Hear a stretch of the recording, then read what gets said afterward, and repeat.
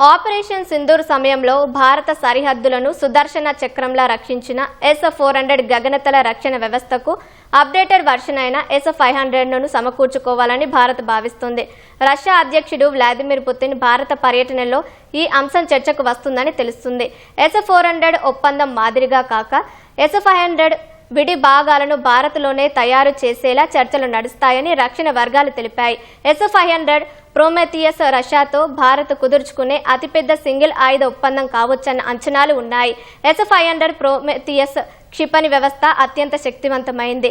దీని పరిధి 500 నుంచి 600 కిలోమీటర్ల దూరం కాగా ఎత్తు 180 నుంచి 200 కిలోమీటర్లు.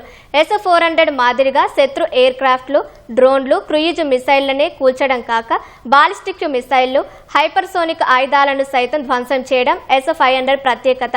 S-400కు ఒక భూభాగాన్ని మాత్రమే రక్షించే సామర్థ్యం ఉండగా ఇది నగరాలను, క్లిష్టమైన జాతీయ ఆస్తులను కూడా రక్షించగలదు.